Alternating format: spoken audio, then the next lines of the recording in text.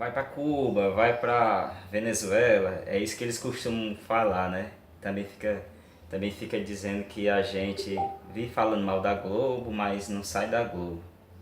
Mas eu costumo dizer que a Globo, ela, ou seja, o grupo completo, né? Não só a TV, a televisão, mas todo o grupo, né? O jornal, a internet e a própria Globo. Eu costumo dizer que é o mal necessário. Infelizmente, eles têm um monopólio da informação no Brasil, né?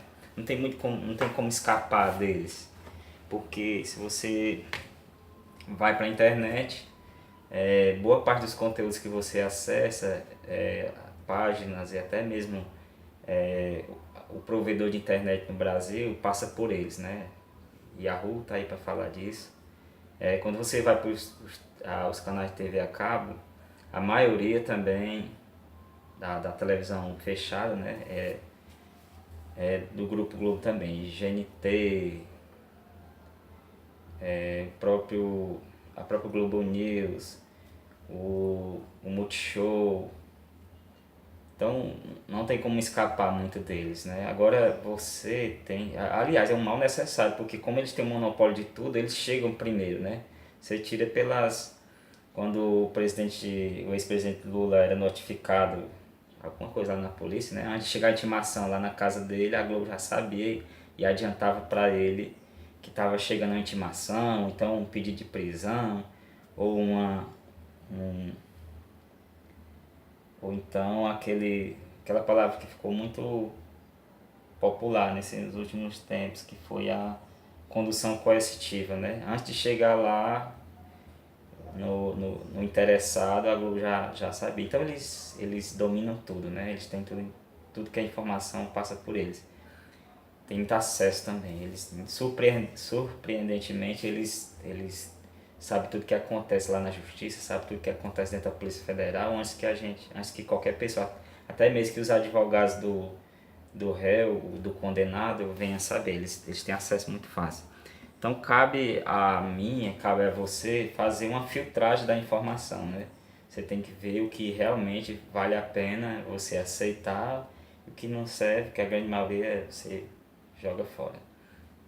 Com relação à Venezuela e a Cuba, eu também nunca fui lá, eu também não posso falar com propriedade desses dois países, mas eu procuro, mais uma vez, reafirmo aqui, eu procuro filtrar a informação, né? E um tempo desse eu estava assistindo aquele programa de um americano que é o Marcos Lemoine, né? Que daquele programa O Sócio que passa no. Qual é o canal, meu Deus? Discovery. No History, né? O Marcos Lemoine é um empresário que ele ganha vida comprando empresas que têm potencial, mas que estão à beira da falência, né?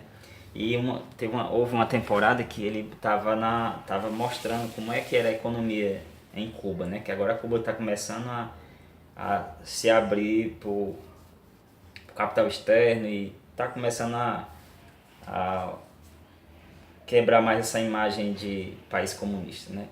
Então o que me chama a atenção é que lá as pessoas elas têm medo elas procuram não demonstrar o quanto de dinheiro elas possuem, quanto de poder econômico elas têm, quantos bens elas têm, né? Porque é uma característica do sistema comunista que são você tem acesso a bens materiais até um certo limite, para que seja mais igualitário, né? Para que não tenha tanto esses abismos econômicos como acontece nos países puramente capitalistas, né?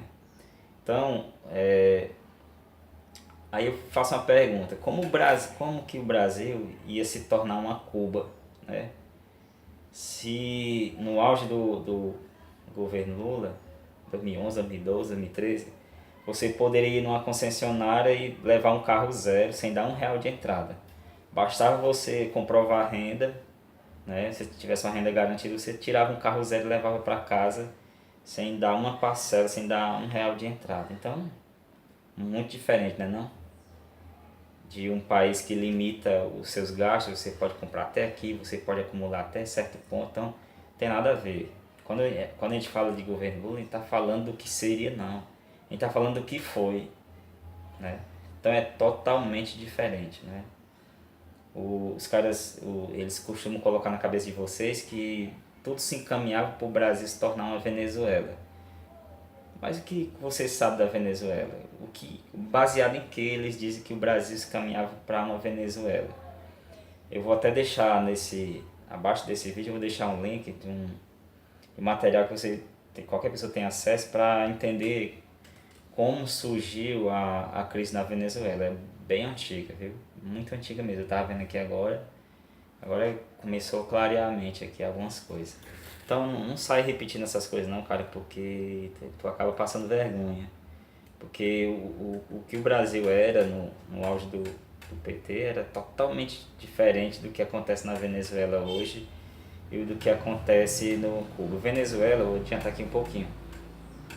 A crise lá se estendeu, é muito grande hoje, porque como o país se acomodou porque tinha muito petróleo. Então, boa parte do que se produzia com a venda de petróleo, o governo da época, o país, comprava tecnologia que eles não possuem, os produtos que eles não conseguem fabricar. Então se acomodaram e agora, né, não foi investido em estruturação, nem na própria industrialização, e aí o país se afundou nessa crise aí agora. E também, eu acho que um grande medo da direita, tô falando dos caras que realmente são a direita, né? Acho que o grande medo deles é que a Venezuela que eles falam que o Brasil vai se tornar é aquela coisa, né?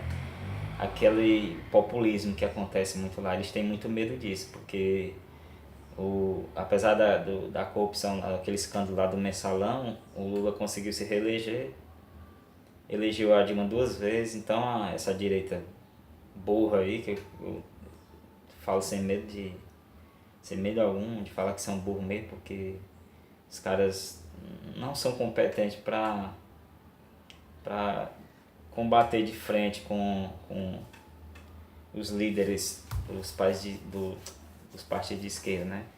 Os caras não têm uma estratégia e a única saída foi inventar aquele impeachment vergonhoso lá para tirar a Dilma do poder e facilitar a entrada deles, né?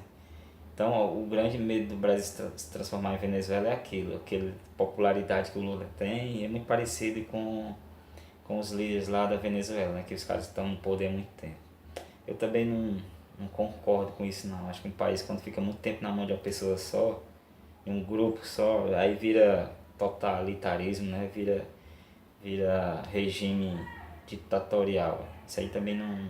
Mas infelizmente a nossa direita é vergonhosa, sem futuro mesmo.